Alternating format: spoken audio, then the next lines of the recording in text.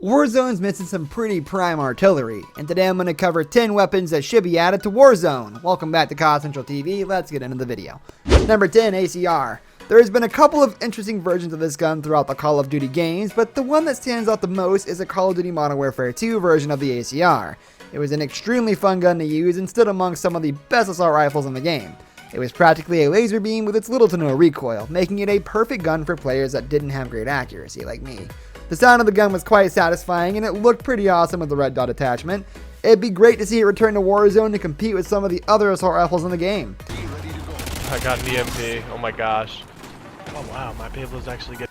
Number 9, Spot 12. The Spot 12 was a very powerful shotgun in Modern Warfare 2. Sometimes it's a bit too powerful, but was interesting as a secondary option if it came down to the player's primary gun, not having ammo, and not having a perk that allowed for resupply. There weren't really any super amazing attachments for the Spot 12, as it really came down to preference.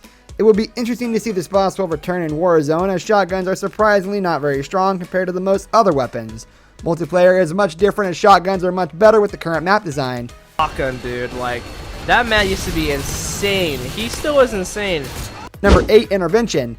At the moment, there is really not a ton of variety when it comes to snipers in Warzone. The HDR and AX-50 are solid picks, but they don't really have any other worthy competitors.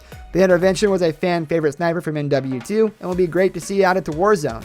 Snipers are extremely strong in the current state of the game, and it will be better for players if they have more variety instead of everyone just using the same setups. I told it down below in the description, guys, just to stay up to date with me on everything over there. And last, Number 7, M40A3. Just like the Intervention, the M40A3 is another iconic sniper in the series. It was introduced in Call of Duty Modern Warfare and reappeared in Modern Warfare Remastered. Both guns are very similar, but the remastered version had some visual changes that made it look much better. As said with the Intervention, Warzone does not have a ton of variety when it comes to snipers. He's gonna pop out. He's not just gonna stay in my spawn and do nothing. And there he is. Number 6, M16A4. The M16A4 has appeared in almost every Call of Duty game to date and was one of the best guns to use in most of them due to its extremely powerful 3-round burst. It's kind of possible to use in Warzone, but it takes some tinkering around with the gunsmith feature using the M4A1 to make something similar to the M16. Your version, and let's jump in and we'll show how to do this one, then we'll show it off in some gameplays. Number 5, TAR-21.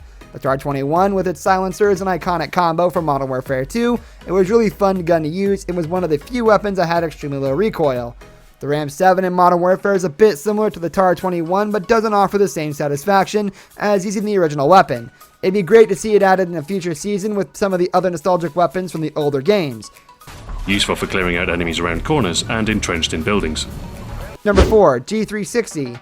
The G360 was a fairly underused gun in Call of Duty 4 Modern Warfare and even Modern Warfare Remastered. It didn't stand out a lot in multiplayer but was rather an interesting gun to use because of its look. It's appeared in a ton of other first-person shooter games, and while Warzone does have a variety of different assault rifles ready, the G360 could be really cool paired up with the gunsmith feature. It's a nostalgic weapon and would be a ton of fun to use once again. if you haven't already, guys, then that's gonna be pretty much it. So let's get Number 3, the M93 Rafika. The M93 Rafika was kind of a hidden gem in MW2. It was a burst fire machine pistol that was very fun to use and made a great secondary weapon. It was the perfect backup for when the player's primary weapon ran out of ammo and stood out against other pistols in the game. For a secondary weapon. Aiming at long range can be tricky, but with Number 2, Model 1887. Anyone that has played MW2 has either great memories of the Model 1887 or bad ones. When the game was first released in 2009, the model was an extremely powerful shotgun that was complete bullshit. Upon progressing with the weapon through challenges, the akimbo feature could be unlocked that enabled dual wielding for the weapon. This made it even stronger to the point where it was completely overpowered until it later received a big nerf. Given the current selection of shotguns, the Model 1887 would be a worthy addition to Warzone as long as it isn't overpowered again. They do have a nice sound, I have to say, a really strong bass on them. The guns can only take you... Number 1, Bose 14. The Bose 14 was quite a unique assault rifle that was added as DLC for Modern Warfare Remastered. What made the gun so unique was that it was really one of the very few guns in the game that has great iron sights and didn't really require any specific attachments to make it more viable. Everything worked with the gun, even bare bones with nothing unlocked. It would definitely make a great gun in Warzone for close range encounters, and could be great for fast-paced players if it were needed. I'd go over the unlock level of the weapon, but as with the XM lore, it is a DLC weapon and This brings us to the end of our video. I hope you enjoyed it. Hit like if you did, and don't forget to subscribe to our channel so you don't miss out on any of our videos in the future. Also watch the 2 videos that are on your screen because I'm sure you'll love them. With that, I'll see you in the next video.